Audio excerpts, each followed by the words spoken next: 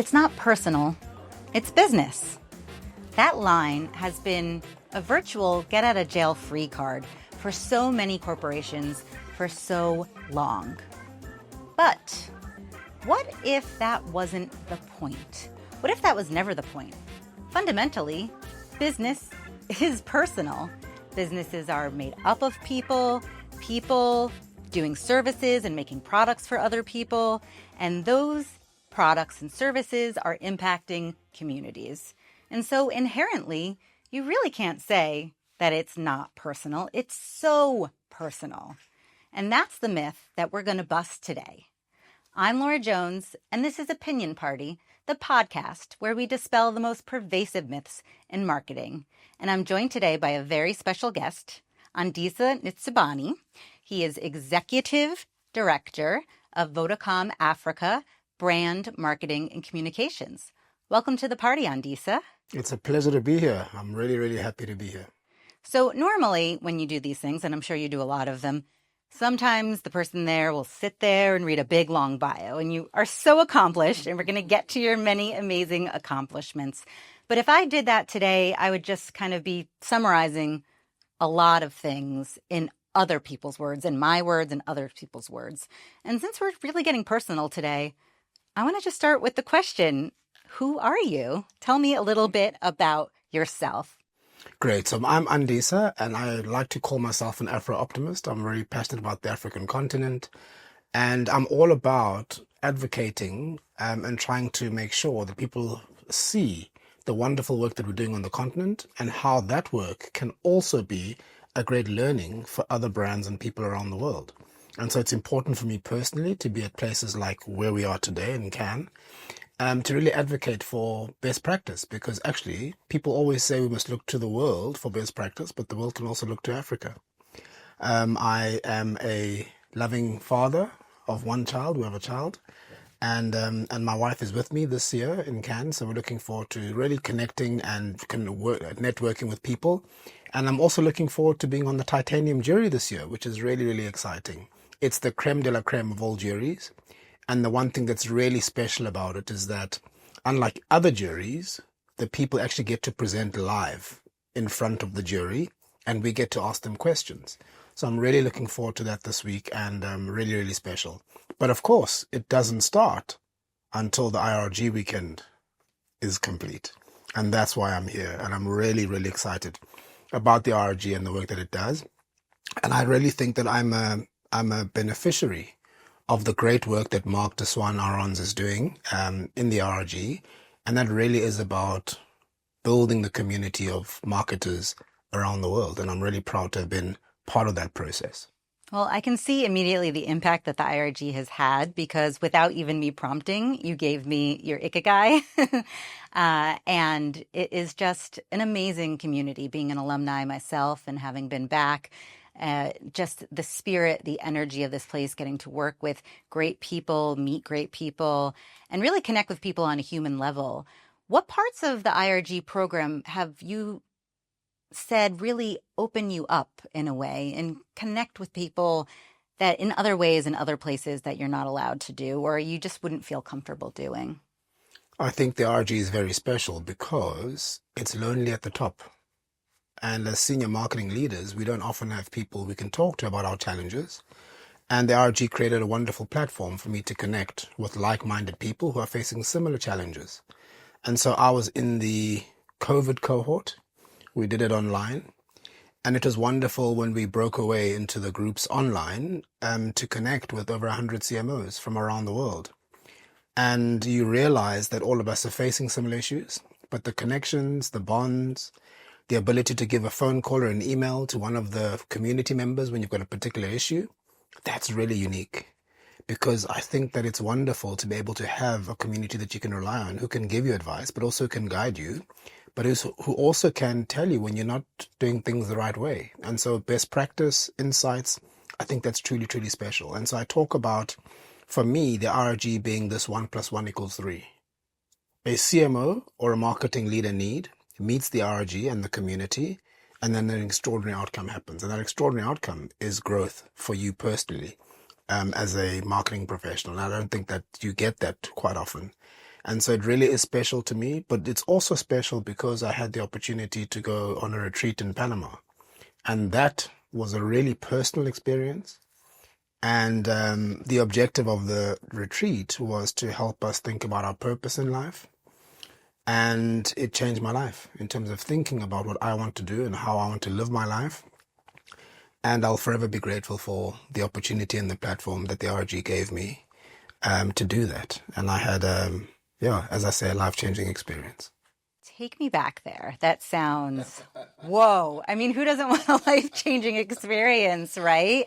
Oftentimes in IRG, people come, they're at a crossroads, and then they throw you all together, bury you deep in the jungle, and they say, figure it out. I mean, where were you at that point in your career, in your personal life, as much as you're comfortable discussing, of course? Take me back and then tell me about that transformation. Yeah, I was wondering whether you were going to ask me to go into it. But in summary, 24 years ago, an American man named Nathan Gray bought hectares and hectares of land in Panama. And 24 years ago, there was not one single tree there. And over the past 24 years, he's planted over 4 million trees. And today, it's this rainforest. And it's a wonderful piece of forest. The animals have come back. Communities live on the land. And it's truly a special place. And so 23 of us spent 5 days in the jungle of Panama. And they told us on the Sunday when we arrived that by Friday, before we leave, we will share our personal purpose statements with each of the people that were there. But they told us that you can't talk about your purpose if you haven't healed from your past. And so Monday and Tuesday, we were healing from the past, and they made us do these incredible exercises. 11 o'clock, for example, on the first day, they told us, think about all the people you need to forgive in your life and walk on your own and verbalize. Laura did this to me. Laura did that to me. But you have to be specific about what Laura did to you. And then when you're done, stop, turn around and think about Laura from multiple perspectives. Not just as a colleague if she was a colleague. Think about her as a mother, as a daughter, as someone's sister. Think about them more holistically. And then think about why you think Laura did these things to you and what your role in it was, which is really, really important. And then when you're done, walk back and for everything that you've said, say the words, where you believe it, Laura, I forgive you for this. Laura, I forgive you for that. And I'll never forget all the people walking, others crying. And after the 2 hours, we all regroup and they ask us, how was that experience? So when you walk back and you're saying the words, I forgive you, once you're finished, it's done. It's off your shoulders. It's no longer your problem. It's no longer your burden to carry. It stays in Panama. And so the huge weight of whatever the thing that you had with Laura was is now no longer your burden to carry. And so when we started going back to talk about what and who people needed to forgive, it was absolutely profound. Some of the stories of the heartbreak, of the trauma that people went through.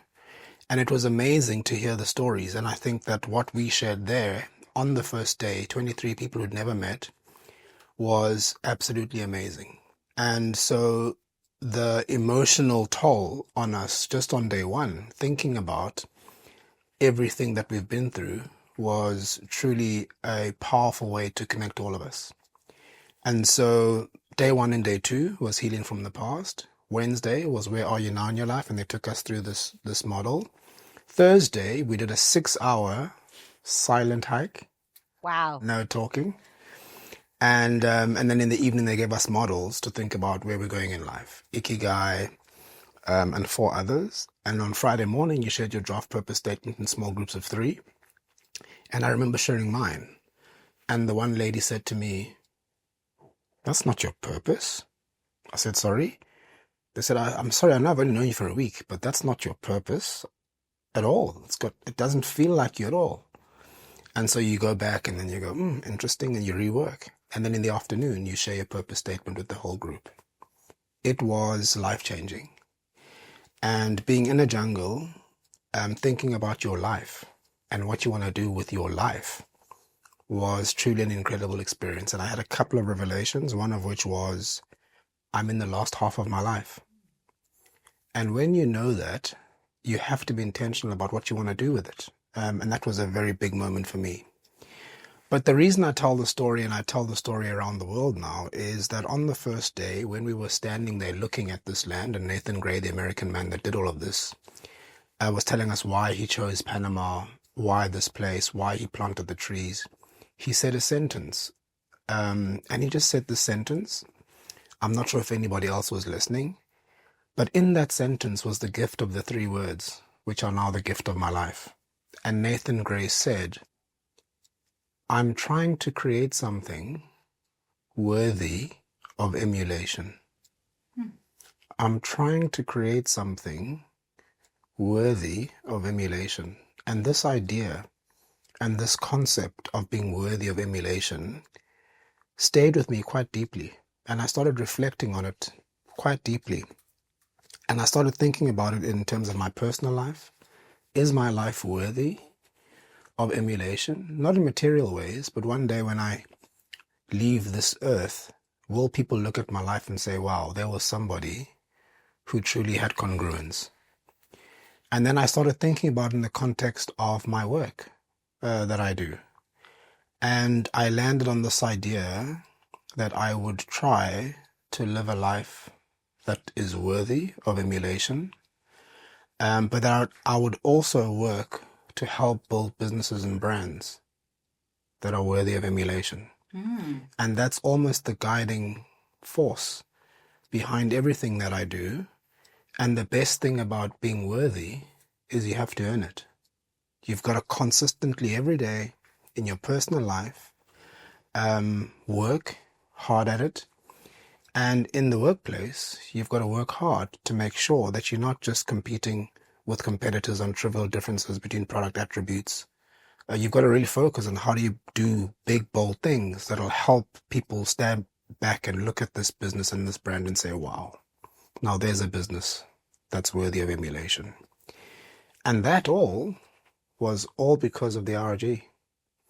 And so I am truly grateful for what the IRG have given me. And it's unlocked a big step in terms of my future focus and how I live my life. Wow, how powerful.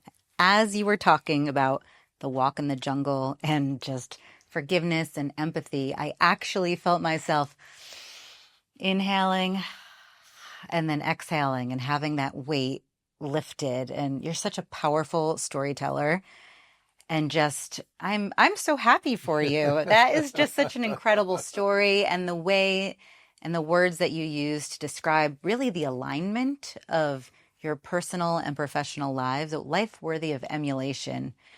It speaks legacy, it speaks impact, and just wow, that's really, really powerful. And you went on, right, to not only just write that down on paper, but you went on to truly put that into practice. Yeah, so a couple of things. So the first thing is the 23 of us are forever connected. The ones that went to Panama, 4 of them are here this weekend, so it's truly special to see them. And we have a WhatsApp group. We talk almost every day, and that bond is forever there. I think for me, what I did when I came back is I kind of wrote a one-pager. So now I have a one-pager that guides my life. And in the one-pager, it articulates my vision statement. It articulates things I stand for. It articulates things I stand against. And I'm quite vocal about those things. It talks about my values. And this whole idea of the head, the heart, as a core part of how I live my life, which is really, really important. And there's one there also called Mood Set. There's a wonderful book called Mood Set. And I came across this concept. And basically this gentleman talked about how he discovered it when he got home and his kids used to peep into the room to see what his mood was like. And he started realizing the impact on his mood, on his family. So he'd come back angry from work and then they'd take it out on his family. And he realized that actually mood plays such a fundamental role in everything. And then he did a study on the impact of mood in the workplace and on productivity. And basically, he came to the conclusion that if you set the right moods, it can help to drive productivity. It can help to drive a happier home environment. And the best thing about moods is you control them, no matter what happens to you. And so one of the things around being worthy is also being about setting the right mood and setting the right intentionality to create the environment for conversations that are meaningful and that'll help to take the business and solutions forward. And so that's been a core part of the storyline around being worthy. And as I say, I work on it every single day. One of the big things, though, was that in my aspiration to drive the Africa agenda globally, I was quite intentional about doing that. And so one of the first steps was to be intentional about Cannes. And I got appointed onto the jury in B2B. Jury president, right? I was first a jury member, so Okay. I was a normal jury member. And I was I had imposter syndrome when I first joined the jury member. And there were some jury members who'd been on the jury for many years. It was my first time, and so I created a little bit of trouble. No. You? I created a little bit of trouble. So there were two things that happened there. So the first thing that happened was we judged in B2B 500 pieces of work from around the world, not one from Africa. And I started asking the question, why wouldn't there be one?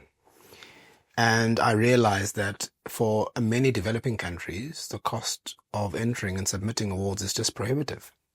And I started talking about, should there be another methodology, another model, funding model to help also bring some of these developing countries more access? And that was quite an interesting conversation. But also, you've got to have representativity on the other side, because people who are judging work also need to understand the context of the work.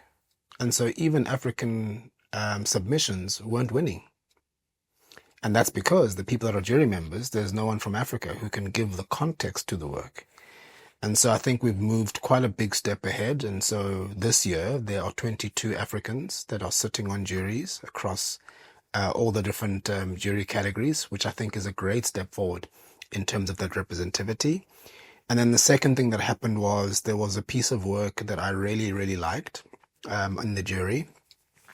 And one of the jury members said, this work's been done before. This concept's been done before. Our favorite phrase as marketers. And then I was like, I was actually unhappy, and I expressed my unhappiness. And I basically said that all of us have got to go into that room believing that the Cannes Lions team have done their work. You can't bring new information into the room, because otherwise, where will this thing end? And so I was very unhappy about that, and I raised it, and I said the integrity of the process is most important. And so I thought that my unhappiness would have really made the Cannes people unhappy, and I thought I'd never be invited back. And the next year they made me the president. So Spoiler alert. So I was president of B2B last year, the first African president ever. So I was quite humbled by that. And it was a fantastic journey to lead a group of jurors from around the world, from diverse backgrounds, and really help to really raise and elevate the role that B2B plays. And I think B2B is so underappreciated. And I think B2B marketers are underappreciated for the work that they do. And I think as a general statement, the power of B2B is absolutely phenomenal.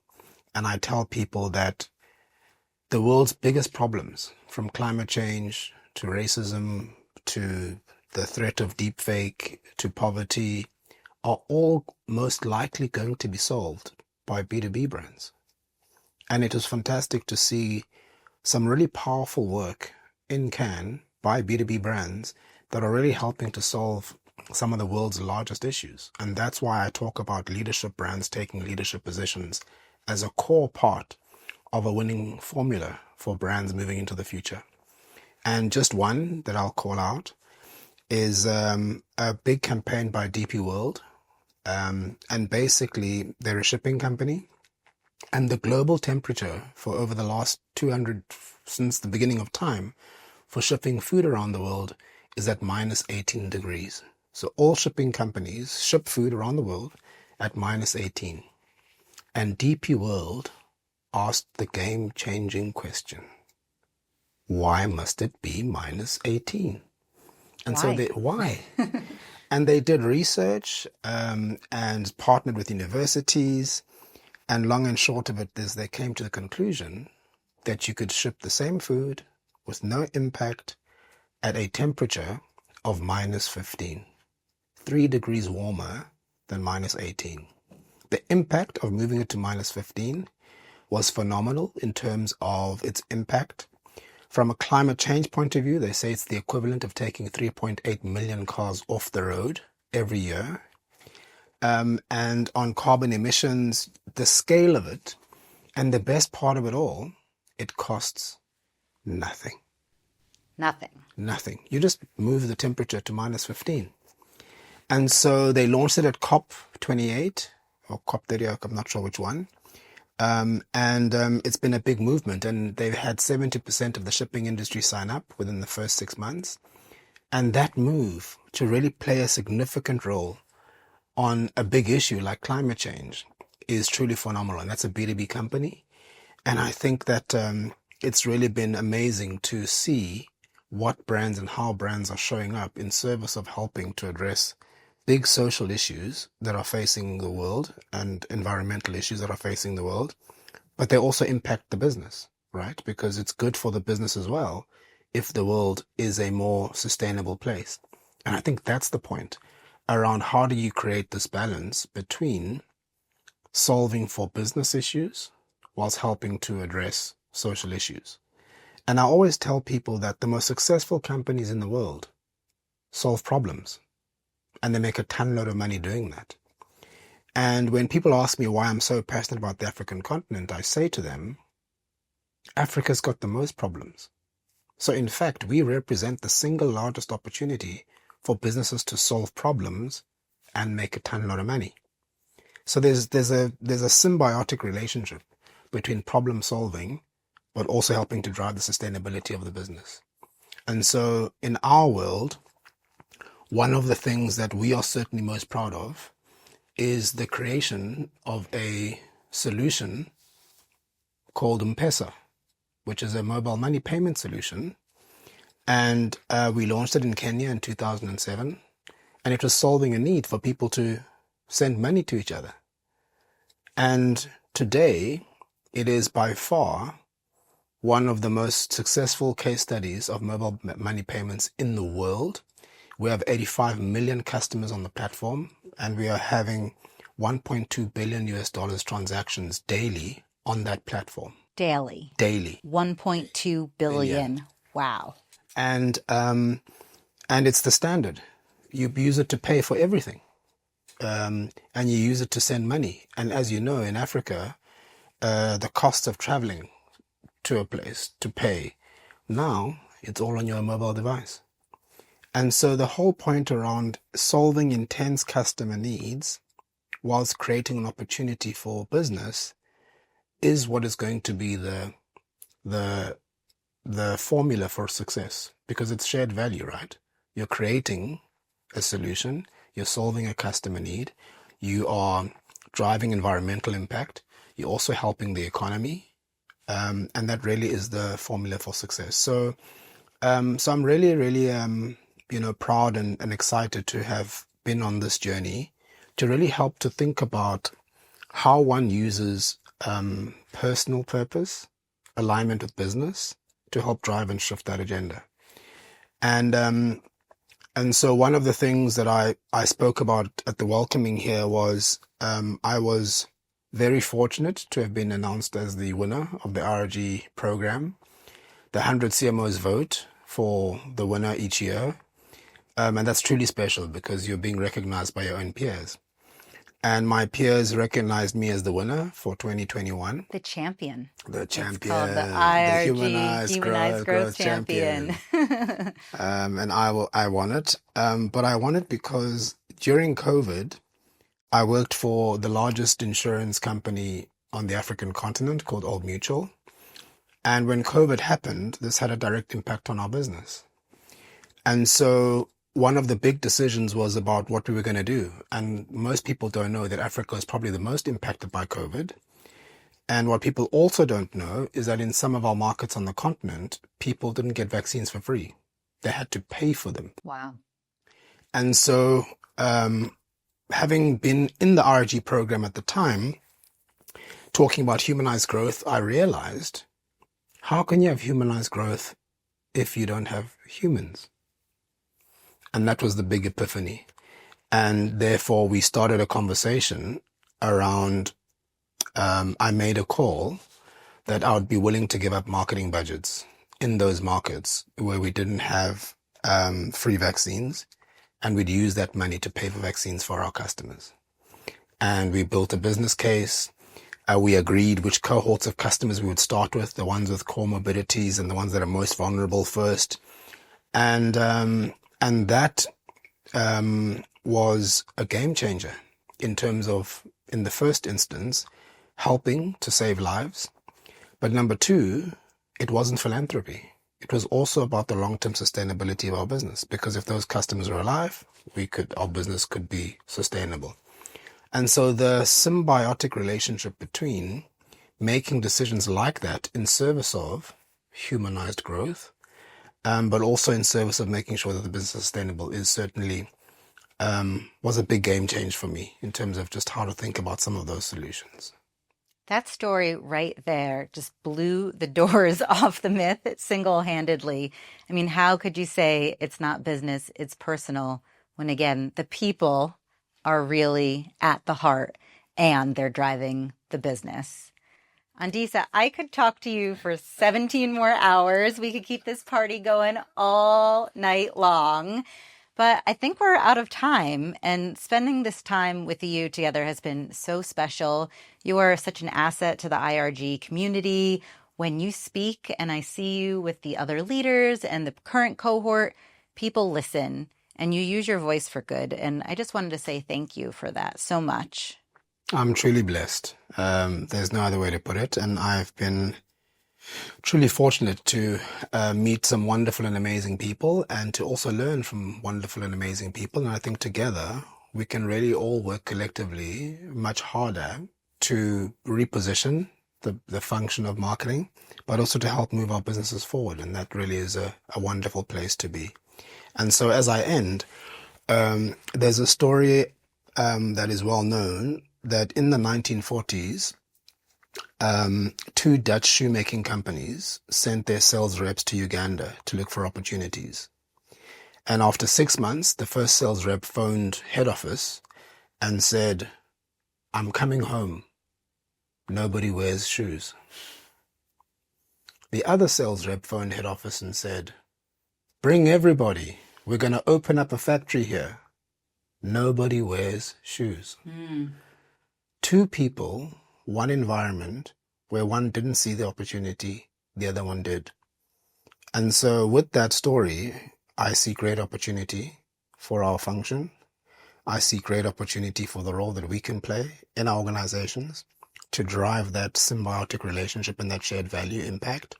And I see a great opportunity for us to really reimagine how society can be, and to create, together with other partners, chief sustainability officers, chief financial officers, the people with data, to really create a better continent, but also a better world. Thank you. Thank you so much. With pleasure. Yes, absolutely. All right, Andisa, well, that's all the time we have for today. Thank you so much for joining. If you would like, please check out the show notes. I'm going to put all of Andisa's amazing accomplishments, as well as resources where you can go to learn more about supporting the African agenda and using your own voice and your own personal purpose to do good in the world. Thanks for joining Opinion Party. And remember, everyone's invited to the party. So please like, share, and leave some comments. I'd love to hear from you. That's all for now.